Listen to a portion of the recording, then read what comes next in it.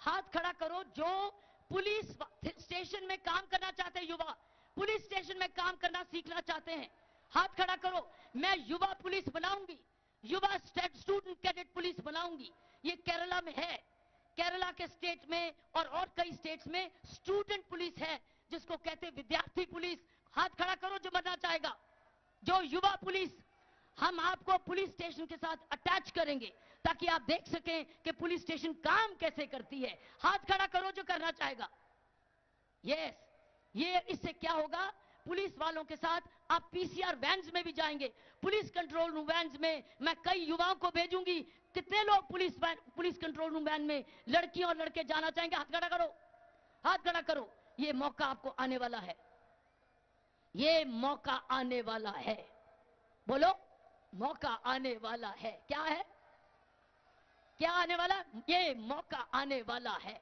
अब हम भी पुलिस की पीसीआर वैन में स्टूडेंट भी जाएगा देखने के लिए कि पुलिस वाले भी अच्छा काम कैसे करते हैं, और उनके साथ आप हाथ बटाएंगे, हाथ बटाएंगे, हाथ बटाएंगे, पुलिस के साथ हाथ बटाएंगे, हाथ बटाएंगे।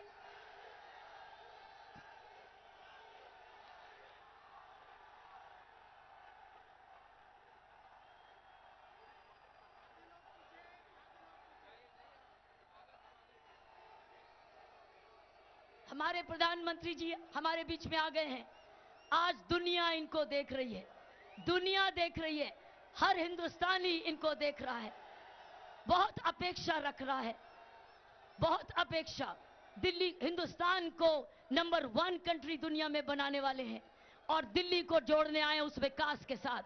साथियों, हमारे प्रधानमंत्री उस विकास के साथ जोड़ने आए हैं दिल्ली को, जो वंचित रही उस विकास से। आज दिल्ली को हिंदुस्तान के साथ जोड़ने आए हैं, वो वंचित रही विकास से।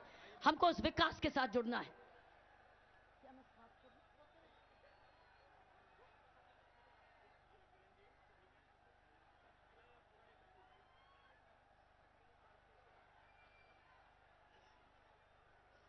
प्रधानमंत्री जी की इजाजत से मैं आपको बाकी के पॉइंट सुनाना चाहती हूं, और मुझे बहुत ये सौभाग्य है कि जो मैं आपको बताने वाली हूं, प्रधानमंत्री जी इनको इसको सुन के बहुत खुशी महसूस करेंगे।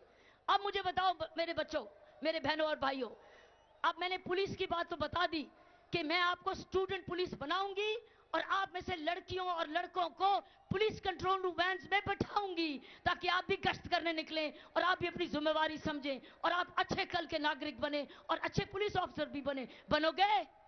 बनोगे? हाथ खड़ा करो, बनोगे?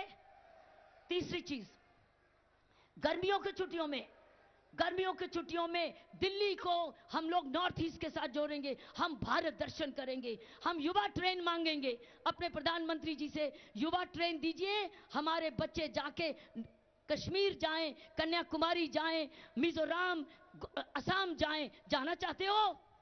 भारत दर्शन करना चाहते हो? हाथ खड़ा करो, भारत दर्शन करना चाहते हो?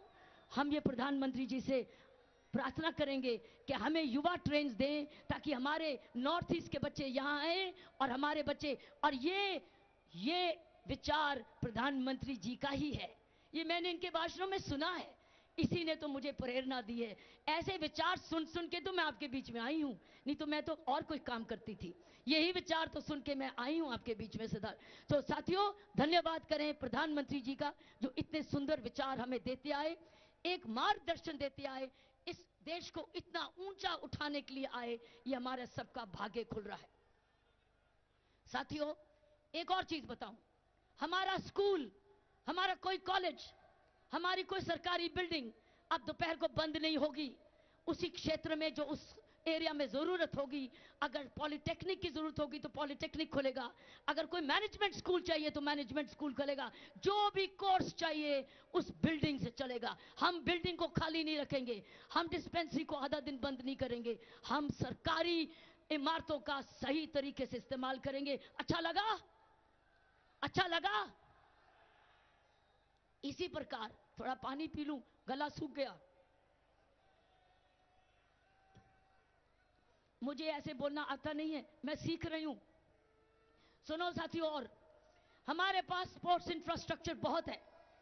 सुनिए, सुनिए मेरे भाइयों, हमारे पास स्पोर्ट्स इंफ्रास्ट्रक्चर बहुत है, वो खाली रहता है। मैं खिलाड़ी रह चुकी हूं अपनी जिंदगी में, मुझे पता है कि खिलाड़ी ना हो तो पूरा एजुकेशन नहीं होती है। ये भी विचार हमारे प्रधानमंत्री जी का है।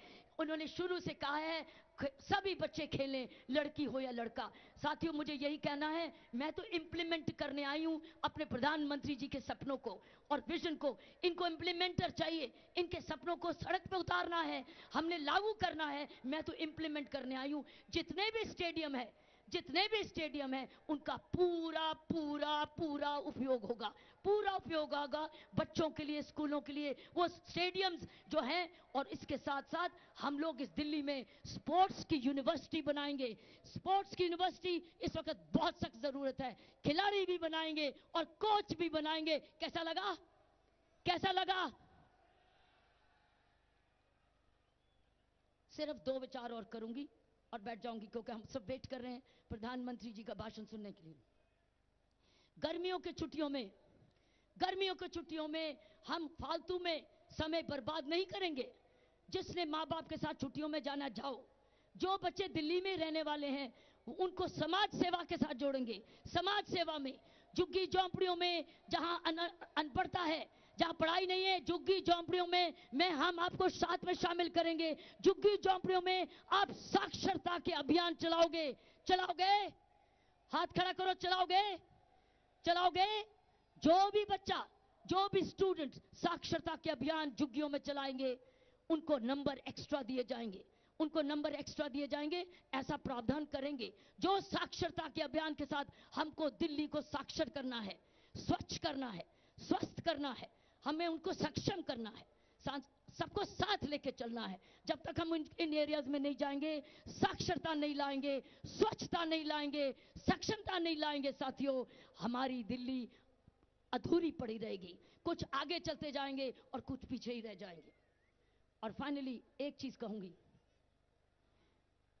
मैं 65 साल की भी हूं, लेकिन मन में बहुत युवा हूं।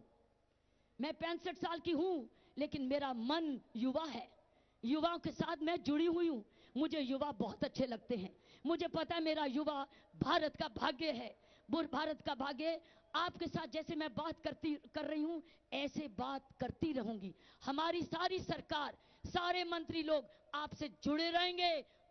हमारे पार्टी के लीडरशिप आपसे जुड़े रहेंगे। हमारे तमाम कार्यकर्ता आपसे जुड़े रहेंगे, ताकि आपके विचार सुनते रहें। हम आपको वो सरकार दें जो आपको चाहिए।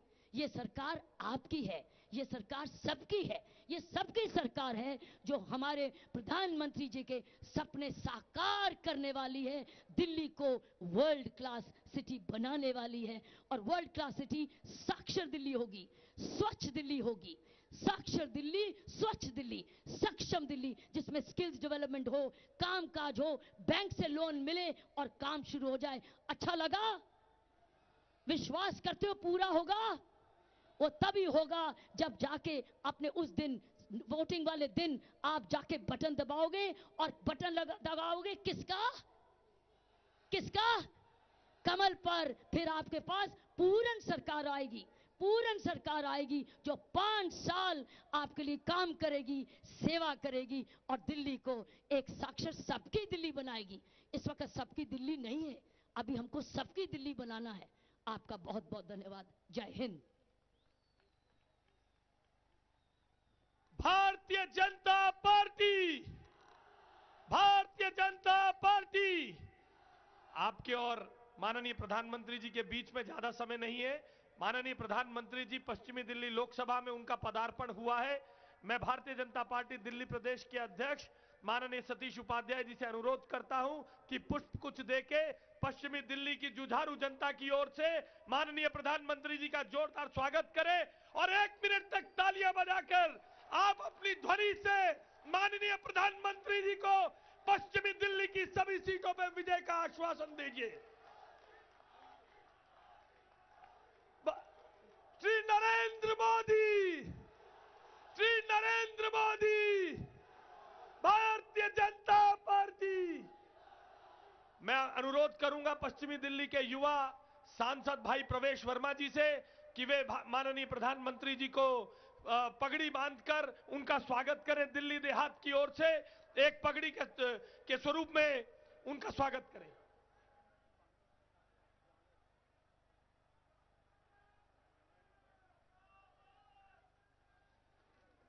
जोरदार तालियां, आपकी तालियां रुकनी नहीं चाहिए। गगनभेदी तालियों और गगनभेदी नारों के साथ आश्वासन दीजिए प्रधानमंत्री जी को कि आप पश्चिमी दिल्ली लोकसभा की सभी विधानसभा सीटें जिताकर भेजेंगे। जोरदार तालियां बजाइए, जोरदार तालियों के साथ।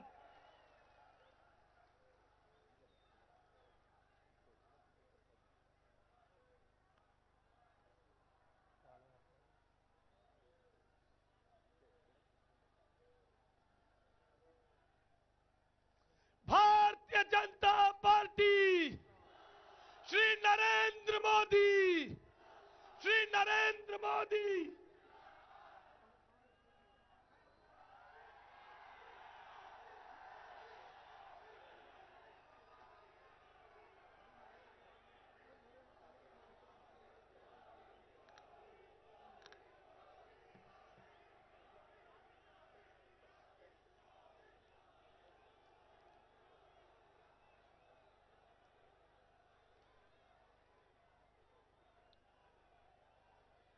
दिल्ली चुनाव में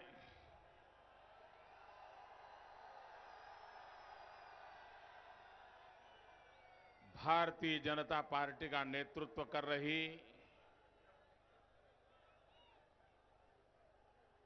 जुझारू नेता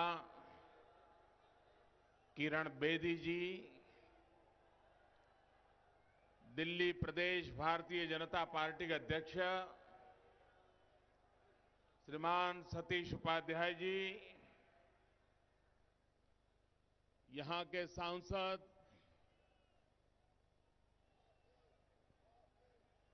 श्री प्रवेश साहिब सिंह जी,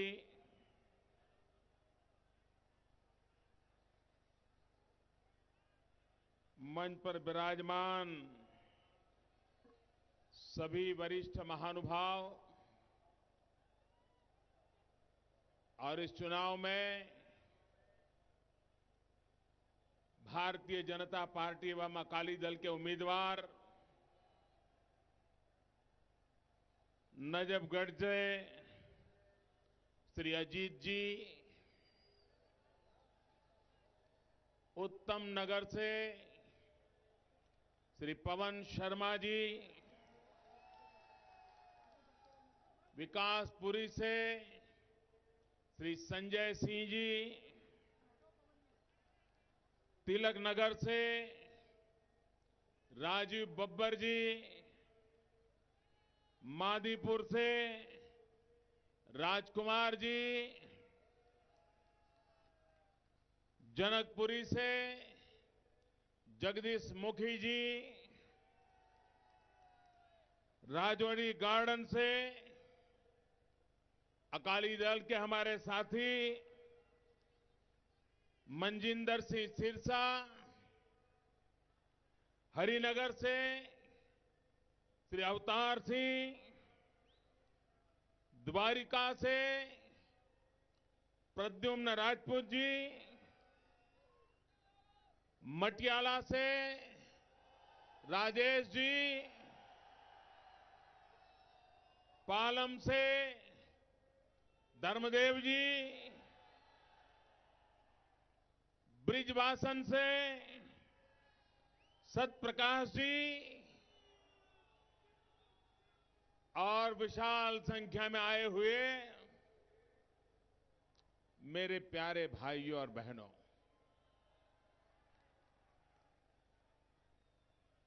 मैं असली द्वारिका वाला हूं।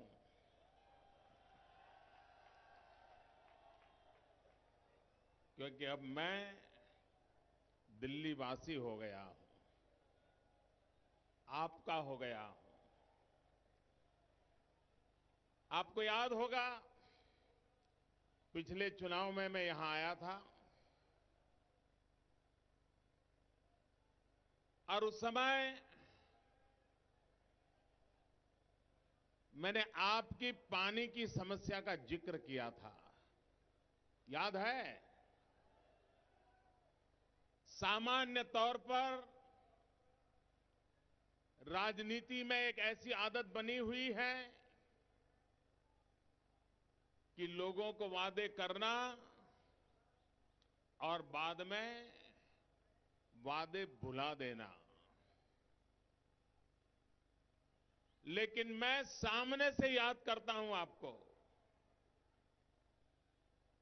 मैंने आपसे यही द्वारिका की सभा में आपके पानी की समस्या की चर्चा की थी और जैसे ही आपने हमें सेवा का मौका दिया और हरियाणा में भारतीय जनता पार्टी की सरकार बनते ही हमने आपकी पानी की समस्या का समाधान किया कि नहीं किया? पानी पहुंचना शुरू हुआ कि नहीं हुआ? एक समय था जब दिल्ली में भी कांग्रेस की सरकार थी, हरियाणा में भी कांग्रेस की सरकार थी। हरियाणा में कांग्रेस की सरकार पानी के नाम पर वहां किसानों को भड़काती थी और दिल्ली की सरकार पानी के नाम पर दिल्ली वासियों को भड़काती थी। हरियाणा और दिल्ली के आपस में तनाव पैदा करना और अपनी राजनीति करते रहना, यही चरित्र इस देश में कांग्रेस पार्टी ने पैदा किया था। हमने आते ही रास्ते खोजने का प्रयास किया, समस्याओं के समाधान के लिए दिन रात जूझते रहना, मेहनत करना, सामान्य मानव की जिंदगी में बदलाव कैसे आए, उसकी आशा आकांक्षाओं को पूर्ण करने के लिए क्या प्रयास किए जाएं, इसी पर सोचते रहते हैं, इसी पर रास्ते खोजते रहते हैं और हो सके उतना जल्दी उसकी अमलवारी करते हैं। भाइयों बहनों, नारेबाजी करने वाले, वादे करने वाले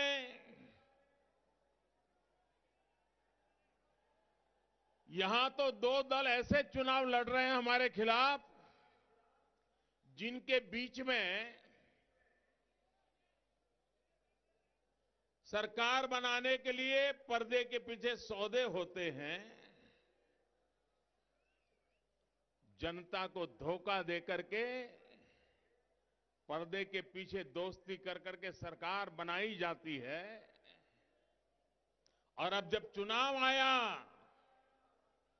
तो इन दोनों दलों के बीच में एक स्पर्धा चल रही है। रोज सुबह उठ करके तय करते हैं कि आज कौन सा बड़ा झूठ फेंका जाए, आज सनसनी पैदा हो, ऐसी कौन सी खबर को लाया जाए ताकि टीवी मीडिया में कुछ जगह हमारी में बन जाए। एक तरफ झूठे वादों की स्पर्धा हो रही है,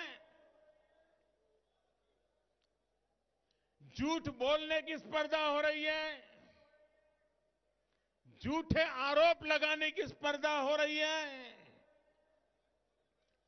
एक प्रकार से लग रहा है शायद पहले कभी दिल्ली के चुनाव पर झूठ का इतना साया सवार नहीं हुआ होगा जितना इस चुनाव में झूठ का सहारा लिया जा रहा है। भोला भाला चेहरा करके जनता को मूर्ख बनाना और जब अंदरूनी बातें करते हैं तो कहते हैं अरे भाई छोड़ो, आखिरकार 24 घंटे का सवाल होता है, आप आज एक झूठ फेंको, लोग उसकी सच्चाई खोज करके आएंगे, तब तक 24 घंटे में दूसरा झूठ फेंक देंगे, लोग पहले वाला भूल जाएंगे। यही कारोबार चला है। सरकार चलाना, राजनीति करना एक गंभीर जिम्मेवारी होती है। पसीना बहाना पड़ता है, सामान्य से सामान्य मानवी के दुख दर्द को सुनना पड़ता है, समझना पड़ता है। भागने से काम नहीं चलता है। आंख से आंख मिला करके उसके दर्द को पढ़ना पड़ता है और तब जाकर के उसकी कठिनाइयों को समझे बिना रास्ते नहीं निकलते। और इसलिए मेरे प्यारे भाइयों बहनों, दिल्ली को एक जिम्मेवार सरकार की आवश्यकता है। दिल्ली को एक संवेदनशील सरकार की आवश्यकता है। दिल्ली में जो यहां की धरती से जुड़े हुए हैं, जिन्होंने अपनी जिंदगी के महत्वपूर्ण वर्ष दिल्ली के सामान्य मानवी की सेवा में खपाए हैं, ऐसे सेवाभावी लोगों की जरूरत है। भाइयों बहनों, और इसलिए मैं आज अनुरोध करने आया हूं, और अब तो दिल्ली पर कुछ मेरा भी तो हक बनता है।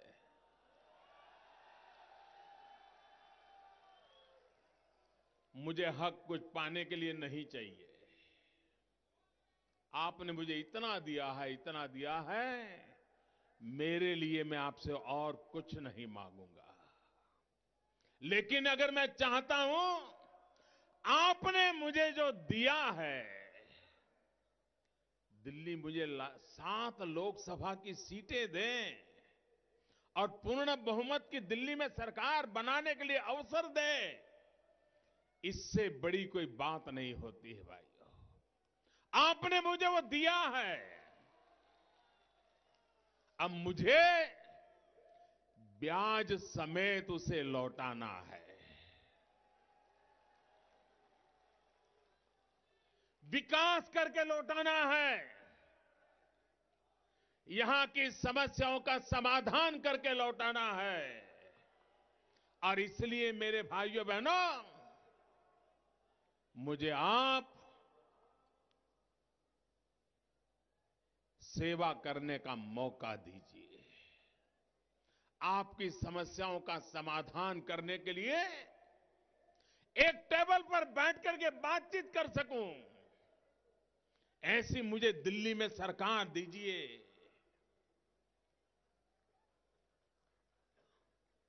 अगर आप मुझे दिल्ली में दिन रात आंदोलन करने की आदत रखने वाली सरकारें बनाओगे, तो न उनको बातचीत में इंटरेस्ट होगा, न वो समस्याओं के समाधान में इंटरेस्टेड होंगे। उनको तो सिर्फ टीवी में जगह मिल जाए, बस उनका काम हो गया। भाइयों बहनों, टीवी में जगह पाने के लिए सरकारें नहीं चलानी होती है, सरकार चलानी होती है जनता जनार्दन के दिलों में जगह बनाने के लिए,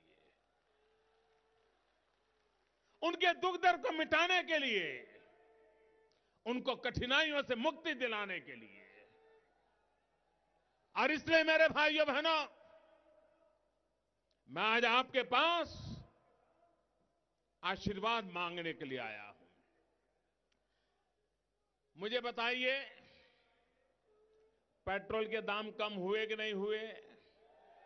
ऐसे नहीं, पूरी ताकत से बताइए, पेट्रोल के दाम कम हुए कि नहीं हुए? डीजल के दाम कम हुए कि नहीं हुए? आपके जेब में थोड़ा बहुत पैसा बचने लगा कि नहीं बचने लगा? आपका फायदा हुआ कि नहीं हुआ? अब हमारे विरोधी लोग कहते हैं कि ये तो मोदी नसीब वाला है, इसलिए हुआ है। अब मुझे बताइए, आपको नसीब वाला चाहिए कि कम नसीब चाहिए? चलो भाई, मान लिया नसीब वाला है, लेकिन रुपया तो आपकी जेब में बचा ना। अगर मोदी का नसीब देश की जनता के काम आता है तो इससे बढ़िया नसीब की बात क्या होती है भाई?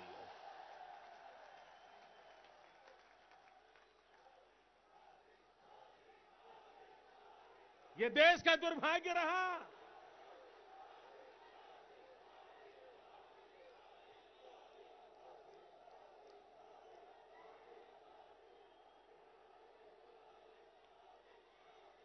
अगर नसीब के कारण पेट्रोल के दाम कम होते हैं, अगर नसीब के कारण डीजल के दाम कम होते हैं, अगर नसीब के कारण सामान्य मानवी के जेब के पैसे बच जाते हैं, तो फिर बदनसीब को लाने की जरूरत क्या है मेरे भाइयों?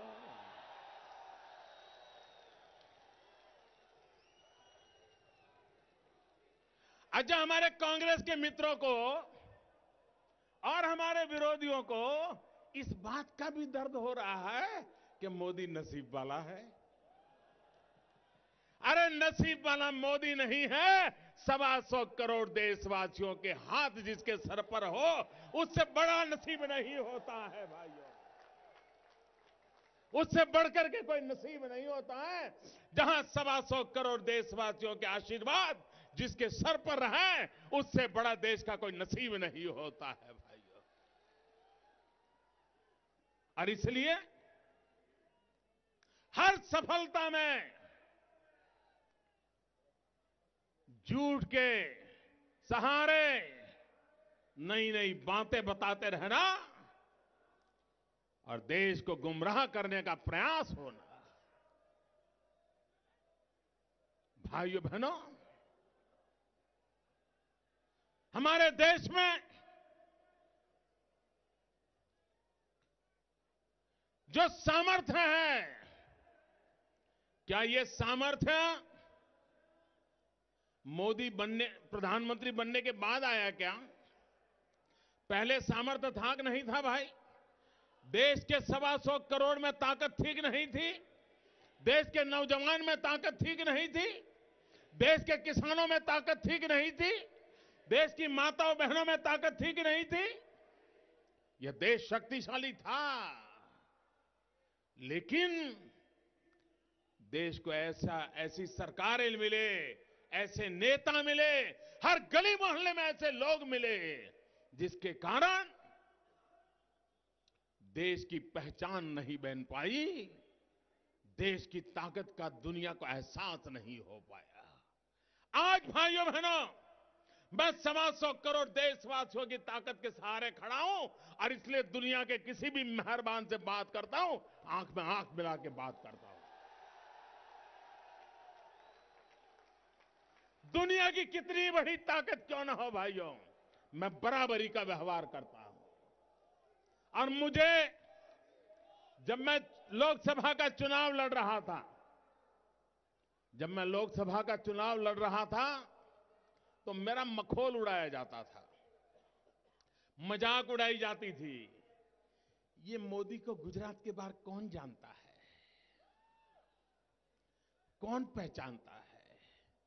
जब हिंदुस्तान भर में मैं घूमने लग गया, लोगों से मिलने लग गया, चुनावी रैलियां एक के बाद एक होने लगी, तो फिर उन्होंने शुरू किया, लेकिन दुनिया में कौन पहचानता है? विदेश नीति का क्या होगा? इनको विदेश नीति का एबीसीडी भी मालूम नहीं है। यही होता रहा। भाइयों बहनों, जिसे देश की नीतियां मालूम होती है ना, उसके लिए विदेश नीति कठिन नहीं होती है दोस्तों। विदेश नीतियों में विफलता इसलिए आई कि आप देश की नीतियों को नहीं जानते थे, देश की नीयत को नहीं जानते थे, देश की नैतिकता को स्वीकार नहीं करते थे, और इसलिए दुनिया में जाकर के पीट करके वापिस आते थे आप। हम दुनिया में जाते हैं, हम जब दुनिया में जाते हैं, दुनिया के लोगों को मिलते हैं, तो मोदी के रूप में नहीं मिलते हैं। हम भूल जाते हैं हम नरेंद्र मोदी हैं। हम यही याद रखते हैं कि मेरे पीछे 125 करोड़ देशवासियों की ताकत मेरे पीछे खड़ी है।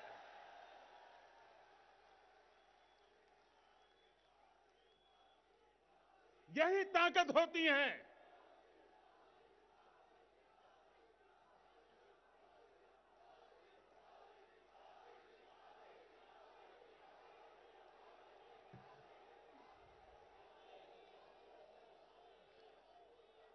आप मुझे बताइए, जिस देश के पास 65% लोग 35 साल से कम आयु के हो, वो देश में कितनी ताकत होती है दोस्तों। अरे परिवार में भी एक नौजवान बेटा या बेटी होते हैं तो भी बूढ़े मां बाप में एक हौसला रहता है कि बेटा जवान है, अच्छा होगा। ये इतना बड़ा देश है जहां 65% लोग 35 साल से कम उम्र के हैं और दुनिया का अधिकतम देश बहुत तेजी से बूढ़े होते जा रहे हैं और दुनिया में हिंदुस्तान बहुत तेजी से जवान होता जा रहा है। और इसलिए विश्व में भारत एक शक्तिशाली युवा देश के रूप में उभर करके आया है और इस परिस्थिति का मैं लाभ लेना जानता हूं मित्रों। विश्व में भारत का लोहा कैसे मनवाया जाए, ये मैं भली भांति जानता हूं, क्योंकि मैं देश को जानता हूं, देश के लोगों को जानता हूं और यही मेरी ताकत है। मेरे पास किताबी ज्ञान नहीं है, मेरे पास जन जन की शक्ति की पहचान है और उसी के भरोसे मैं देश की नैया को आगे ले जा रहा हूं और उसी प्रकार से मैं दिल्ली को भी नई ऊंचाइयों पर ले जाना चाहता हूं। भाइयों बहनों, दिल्ली ये सिर्फ दिल्ली सरकार का खेल नहीं है। यह दिल्ली की सरकार की जिम्मेवारी सिर्फ नहीं है। मैं मानता हूं भारत सरकार ने भी दिल्ली के संबंध में विशेष जिम्मेवारी उठानी चाहिए।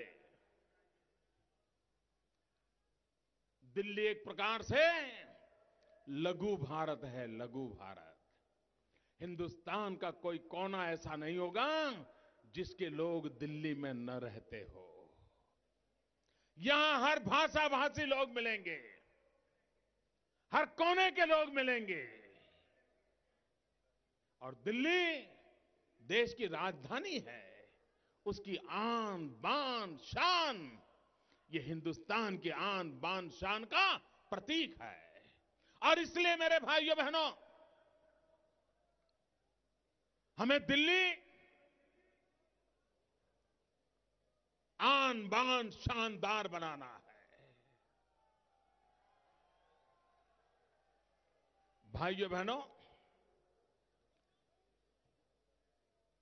ये मेरा सौभाग्य है कि मैं पूर्वांचल का हूं और पूर्वांचल का व्यक्ति आज देश का प्रधानमंत्री बना है। बनारस के लोगों ने मुझे जिता करके भेजा है। पूर्वांचल के लोगों ने मुझे प्यार दिया है, आशीर्वाद दिए हैं और इसलिए मैं, जब मेरा लोकसभा चुनाव कहां से लड़ूंगा वो तय नहीं हुआ था, तब भी मैंने एक बार विस्तार से कहा था कि अगर हमें भारत का भाग्य बदलना है तो भारत में संतुलित विकास होना जरूरी है। किसी एक इलाके में विकास होने से देश का विकास नहीं होगा। आप साइकिल की ट्यूब में हवा भरें, लेकिन एक कोने में गुब्बारा हो जाए और हवा वहीं पहुंच जाए तो साइकिल चलेगी क्या? साइकिल तो तब चलेगी जब हवा पूरी ट्यूब में समान रूप से फैली हो। विकास भी सर्वसमावेशक हो, सार्वदेशिक हो, सर्वस्पर्शी हो, सर्वहितकारी हो।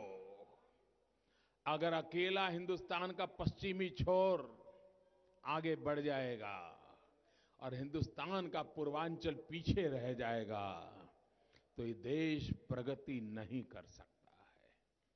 अगर गुजरात आगे बढ़ता है, राजस्थान आगे बढ़ता है, महाराष्ट्र आगे बढ़ता है, कर्नाटक आगे बढ़ता है, हरियाणा पंजाब आगे बढ़ता है, लेकिन अगर मेरा पूर्वी उत्तर प्रदेश, बिहार, आसाम, नॉर्थ ईस्ट, उड़ीसा, ये अगर आगे नहीं बढ़ेंगे तो देश आगे नहीं बढ़ सकता है। और इसलिए हमारी कोशिश है कि आने वाले समय में देश का ये जो पूर्वी हिस्सा है वो भी विकास की नई ऊंचाइयों को पार करे और विकास इतना हो कि दिल्ली वालों को लगे कि भले एक बिजनेस यहां चलता है लेकिन अब दूसरा बिजनेस जाकर के पटना में करूं, गुवाहाटी में करूं और मैं वहां पर अपना हाथ पैर फहराऊं, यहां तक मुझे आगे ले जाना है। और इसलिए भाइयों बहनों, मैं चुनाव भी लड़ा था विकास के मुद्दे पर, मैं सरकार भी चलाता हूं विकास के मुद्दे पर, और आज दिल्ली की जनता को भी कहने आया हूं कि हमारी सभी समस्याओं का समाधान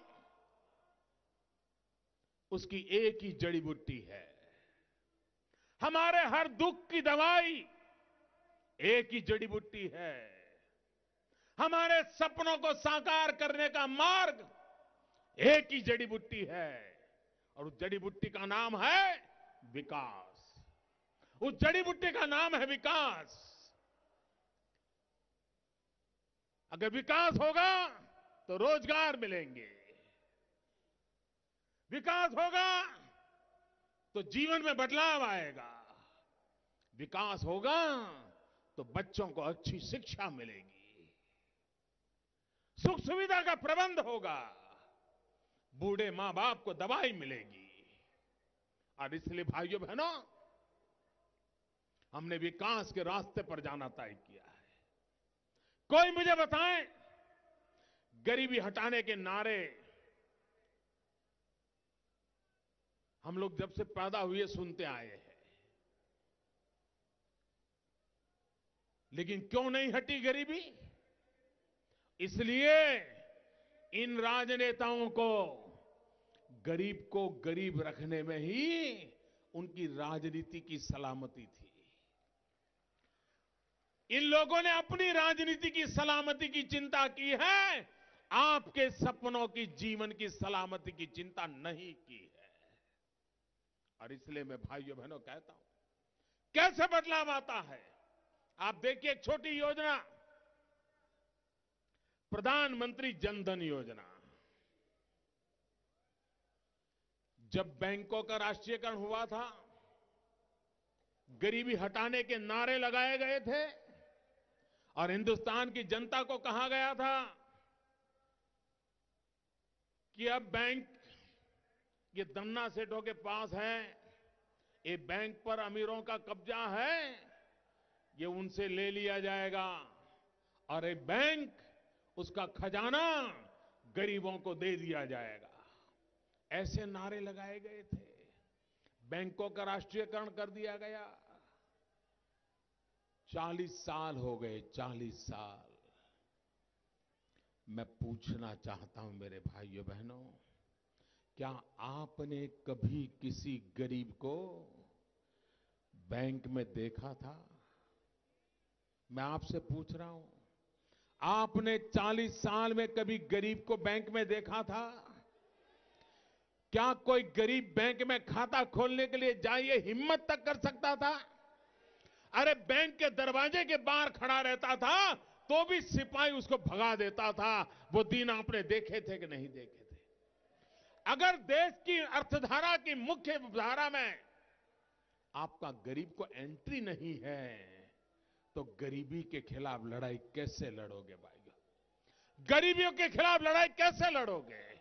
और इसलिए भाइयों बहनों, हमने आते ही तय किया और मैंने 15 अगस्त को घोषित किया था कि 26 जनवरी के पहले, और मैं काम समय सीमा में करता हूं, होगा, देखेंगे, सोचा है, हां बात चल रही है, हां मीटिंग होने वाली है, ये मेरी काम करने का तरीका नहीं है जी। ये गपोड़बाजी करना मुझे पसंद नहीं है भाइयों। जितना हो सकता है ईमानदारी से कहता हूं, जहां नहीं हो सकता है हाथ जोड़ करके माफी मांगता हूं कि भैया लगता नहीं है ये हो पाएगा। देश की जनता को सच्चाई में भरोसा होता है भाइयों। और प्रधानमंत्री जनधन योजना लागू की, समय सीमा में लागू की, गरीबों का बैंक में खाता खुल गया।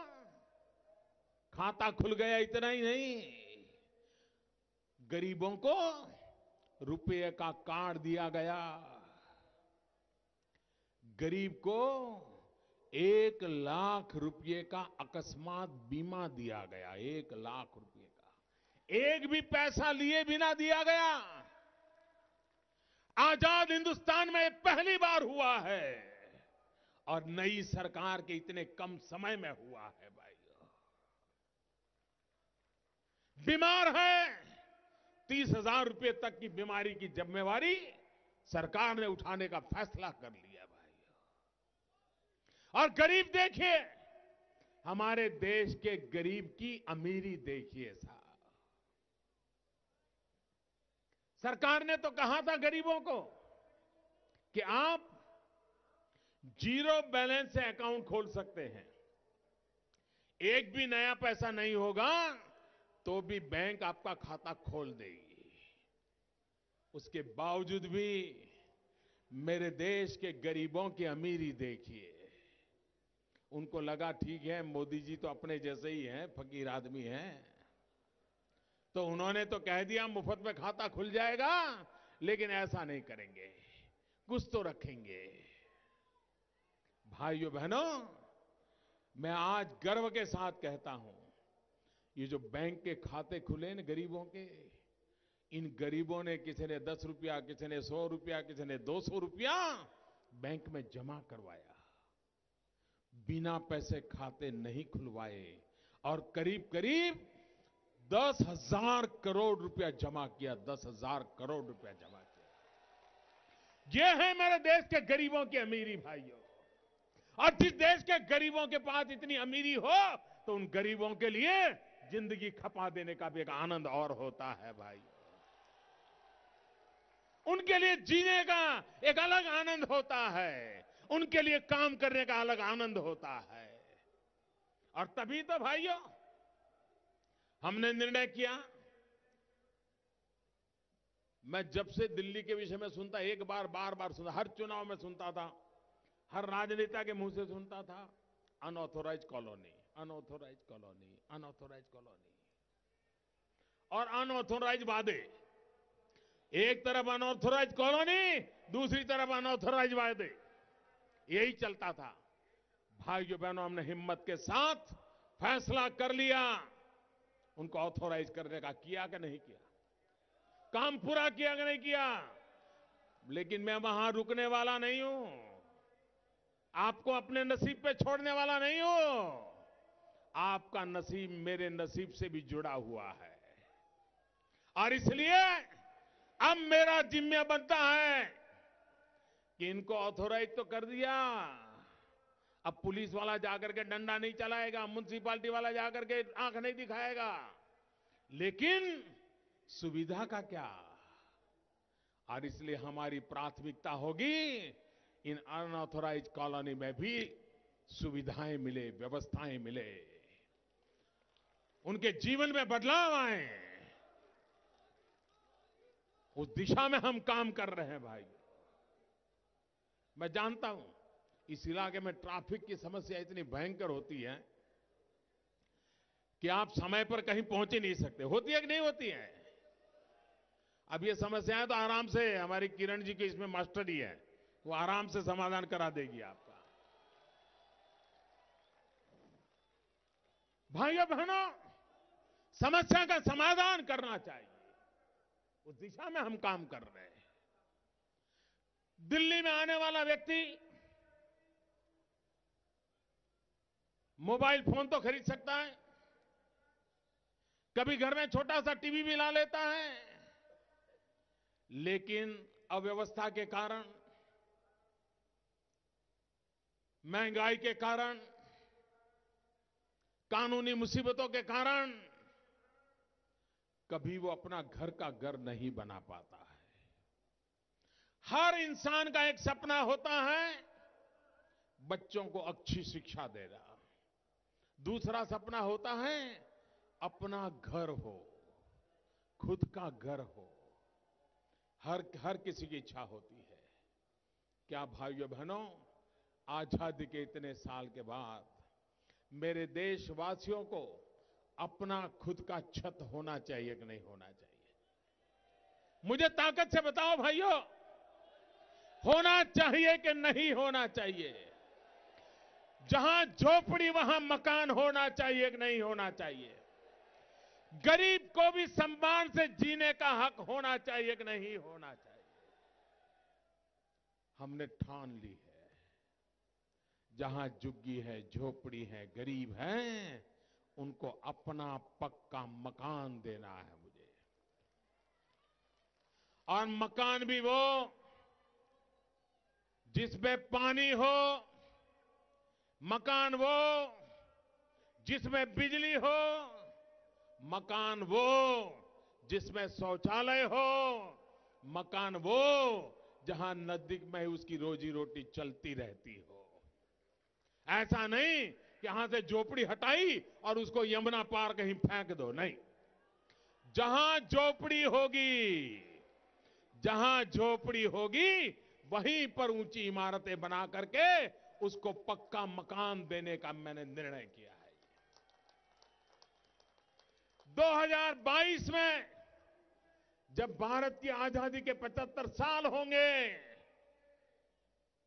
आजादी के दीवानों को, जिन सपनों को लेकर के फांसी के तख्त पर चढ़ गए थे, जिन सपनों को लेकर के जवानी जेल में खपा दी थी, महात्मा गांधी के नेतृत्व में आजादी की जंग चली थी, उन सभी आजादी के दीवानों को जब आजादी के 75 साल हो तो इस बात का संतोष हो कि मेरे आजाद हिंदुस्तान में अब गरीब से गरीब व्यक्ति भी अपने खुद के घर में रहने लगा है। ये काम मुझे करना है। इस काम को पूरा करने के लिए मुझे आपके आशीर्वाद चाहिए। भाइयों बहनों, हमें दिल्ली को एक नई ऊंचाइयों पर ले जाना है। झूठे वादों से, भड़काऊ भाषणों से, 24 घंटे की चाल चलने वालों से देश नहीं चला करते हैं दोस्तों। शासन चलाना एक गंभीर जिम्मेवारी होती है और उसको पूरा करने के लिए आज भारतीय जनता पार्टी सफल रही है। जहां जहां भारतीय जनता पार्टी की सरकारें हैं, बार बार चुनी जा रही है। एक समय था ये मध्य प्रदेश बीमारू राज्य कहा जाता था। मध्य प्रदेश में बीजेपी की सरकार बनी, ज्यादा समय नहीं, 10 साल हमको अवसर करा, सेवा का अवसर मिला, 10 साल। अभी और 5 साल लोगों ने फिर से दे दिया है। 10 साल के भीतर भीतर हमारे शिवराज सिंह चौहान के नेतृत्व में मध्य प्रदेश को बीमारू राज्य से बाहर निकाल करके समृद्ध राज्य की बराबरी में ला करके रख दिया। छत्तीसगढ़ नक्सलवाद की हिंसा से, लहू से तरबतर डॉक्टर रमन सिंह ने हिम्मत के साथ हौसले बुलंद रखते हुए काम किया। और किसी जमाने में पंजाब और हरियाणा या पश्चिमी उत्तर प्रदेश जो देश का पेट भर देते थे, दान पैदा करते थे, आज उसी की बराबरी छत्तीसगढ़ आकर के खड़ा हो गया भाइयों। वही लोग, वही धरती, वही खेत, वही किसान, लेकिन सरकार बदलते ही परिस्थिति बदल गई भाइयों। और इसलिए हमारा ट्रैक रिकॉर्ड देखिए, हमारी एक एक सरकार का काम देखिए, और हर सरकार ने उन राज्यों के जीवन में बदलाव लाया है। जब भी अवसर मिला है, लोगों की जिंदगी में बदलाव लाने के लिए हमने कोई कमी नहीं रखी है, कोई कोताही नहीं बरती है। और इसलिए भाइयों बहनों, हमारे ट्रैक रिकॉर्ड के आधार पर हम आपसे आशीर्वाद मांगते हैं। और मेरी दिल्ली वासियों से प्रार्थना है, गलती से भी आधा अधूरा मत करना।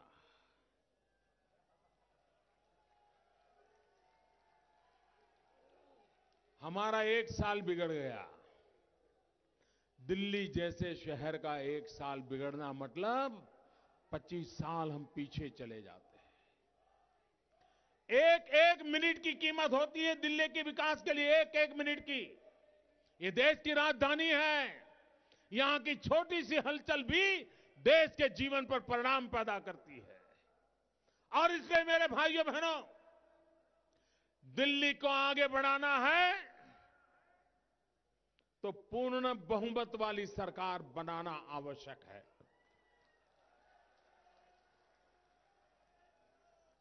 स्थिर सरकार चाहिए, जिस पर भरोसा कर सके, ऐसी सरकार चाहिए।